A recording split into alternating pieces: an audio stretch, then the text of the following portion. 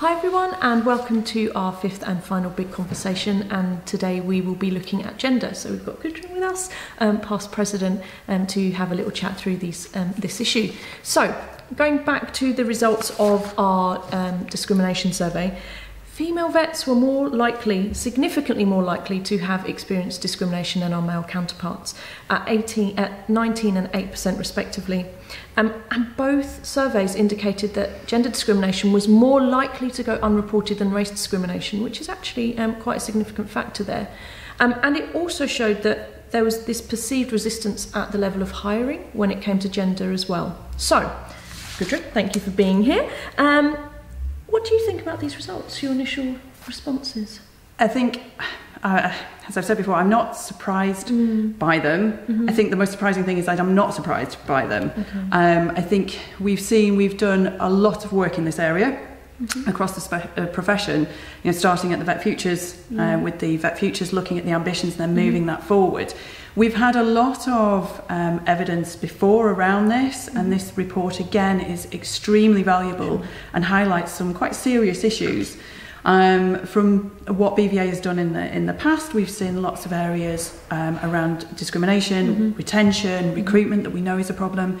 We've had the University of Exeter report. Yeah. So I'm not surprised. I think it is for the profession now to take hold of these and action them, which I know we're going to talk about how we do that, but we have to stop being surprised, really. We just have to move forward. Yep. So touching briefly on the Exeter research, what prompted that? Yeah, so again, Vet Futures. So Vet Futures, which I hope everybody is aware of now, was done in 2015, I believe, and that was the report looking at the veterinary profession taking hold of its own future, and from that came out with ambitions for the profession, and then there was the action report that turned those ambitions to actions. And that led us, through that, looking at thriving sustainable workforces, businesses, etc., to really think, do you know what is happening out there with our workforce? We had loads of anecdote. An anecdote can be really useful. Absolutely. It's a start, isn't it? And we had loads of stuff from the BVA's Voice of the Profession survey, people indicating, real dissatisfaction actually, real demotivation, concerns about their career. We knew people wanted more flexible working. So we had all these kind of, as Professor Michelle Ryan told us, we had loads of evidence. There's a problem, guys, and here it is. You've got lots of pockets of problems, but actually what we didn't have was why. Why have you got these problems? What is going on underneath? And we had practitioners telling us, we had lots of people within the workforce telling us, we can't recruit and we can't retain. So rather than, we have a tendency as vets to think we can solve it, and that's not a bad thing to be. We realised actually we needed some outside help. So we went to the University of Exeter with Professor Michelle Ryan, Dr. Chris Begney and their team. And this is what they do. They're social scientists. They are fabulous at this kind of stuff. And that showed from day one. They came to our meeting and went, yeah, you guys are really good at telling us you've got a problem, and you do. Let's pull it together. Sure. And so what they did was really take what we had and came up with actually three key themes: motivation, satisfaction, retention, which kind of, they seem like obvious. But actually what they delved down is what is going on behind these. So we had two studies, one, the motivation, satisfaction, retention piece that looked at what are the underlying factors for those three that are perhaps causing issues for us in the profession. Again, they're freely available on the BVA website. So, rather than me go into loads of things about them, I'd recommend people look. But it was about, real concrete reasons this is happening and what we can do about it. The more fascinating thing for me that came out of that was there was a gendered nature to a lot of the motivation, satisfaction, retention problems. And we were seeing that particularly women within the profession were showing lower satisfaction levels, lower motivation, and more likely to leave. And that you can't ignore.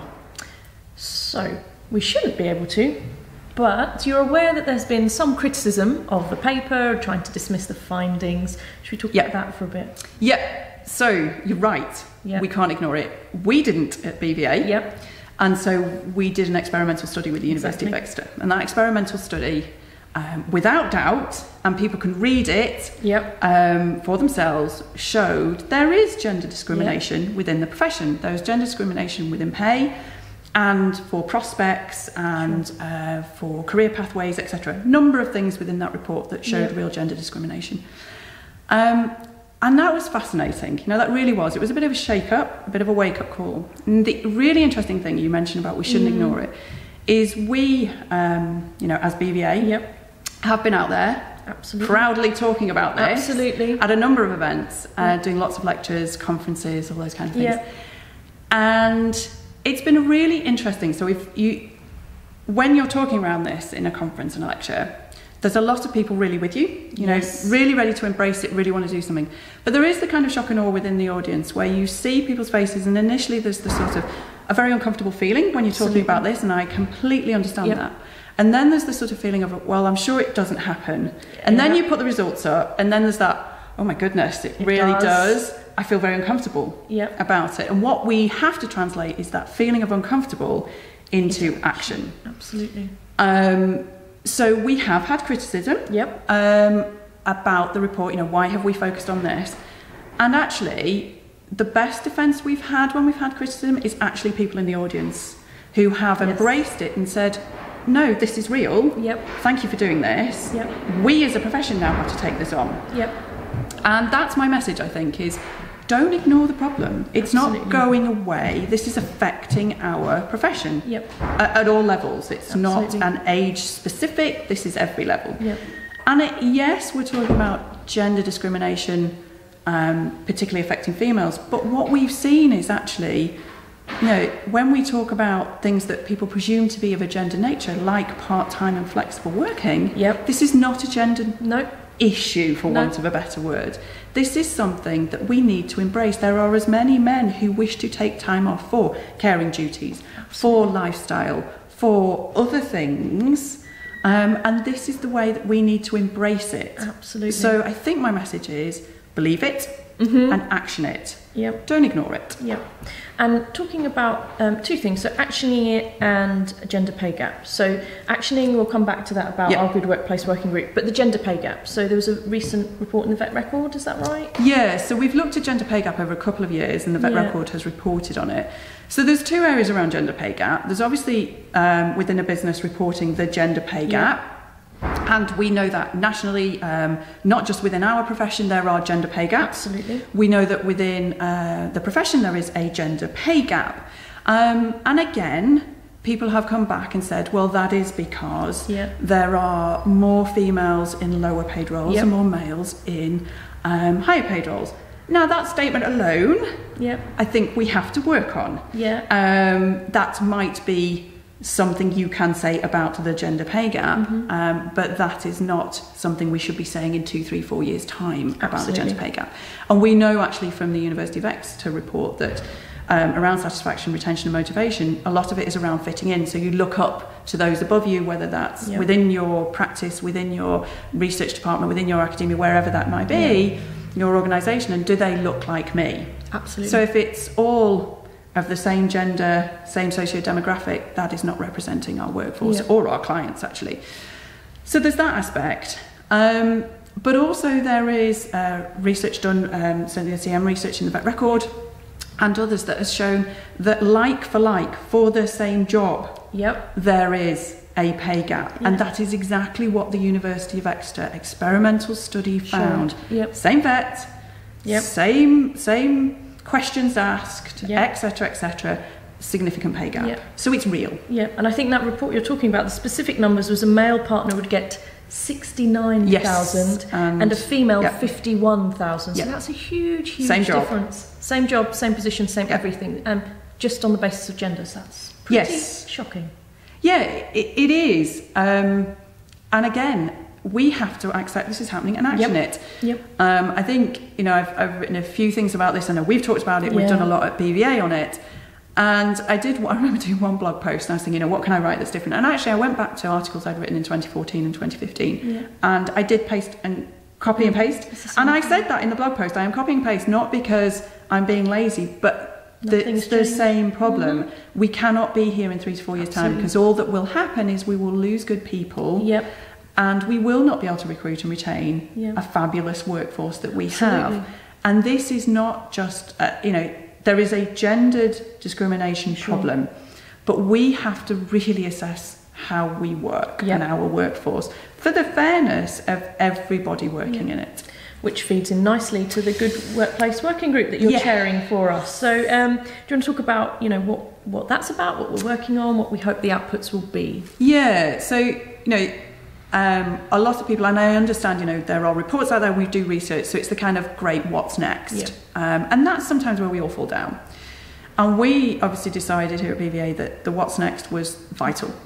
So what we wanted to look at was the holistic workplace, take all the information we had, all the research, not just around gender discrimination, but other discriminations, health and safety, culture, behaviours, careers, a whole stuff that we had information on, and put that into what does a good workplace look like.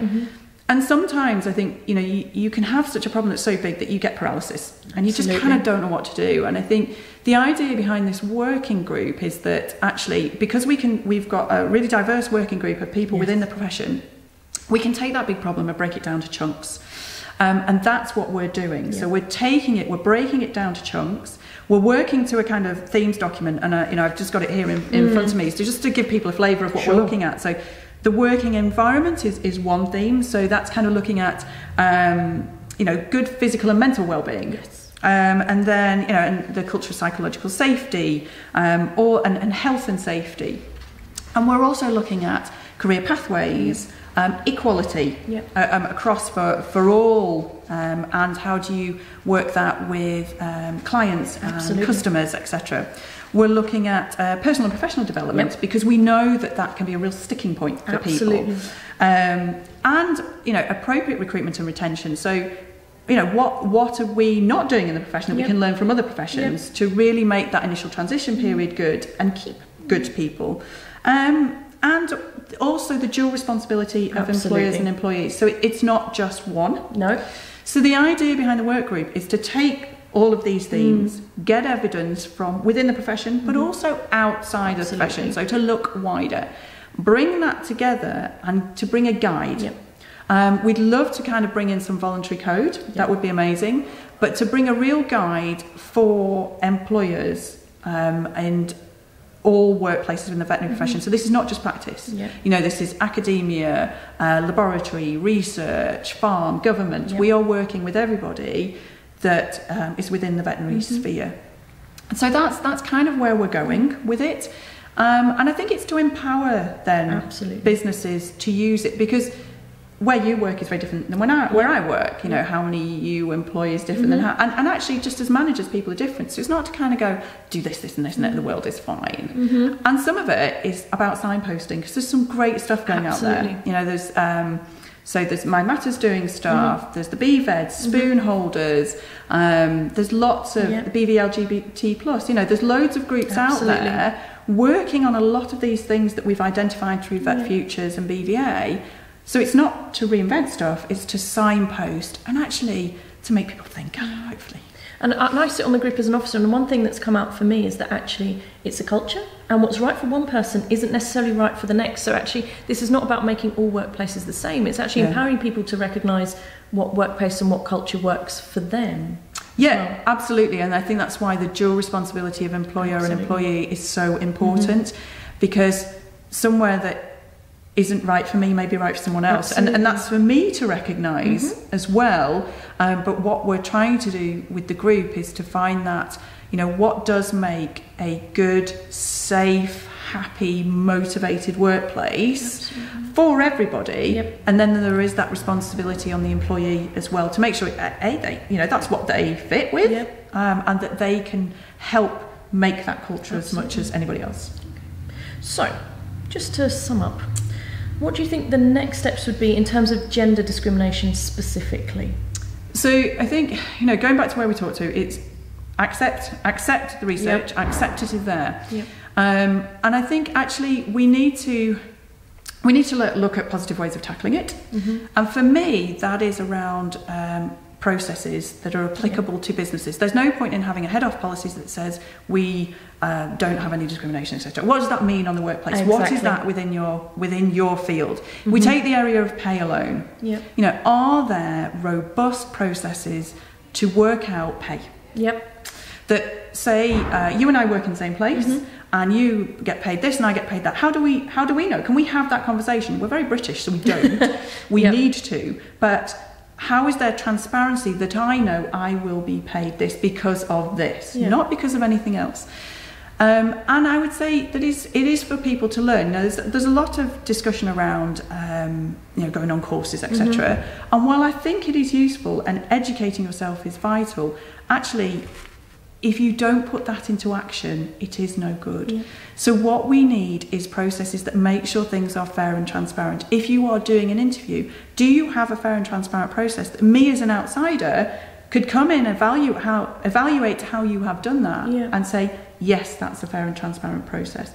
So I think we need to see it as a business indicator. Can you prove to me, if I walk into your business, gender discrimination does not happen?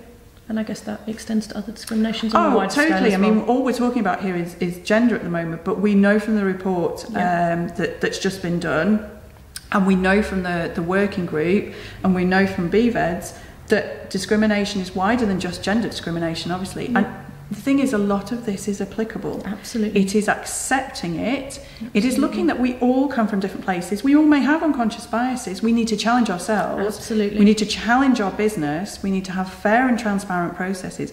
And actually, we need to immerse ourselves in other people. Absolutely. In people that don't look like us. Because do you know what? It's fun and exciting to get to know other people.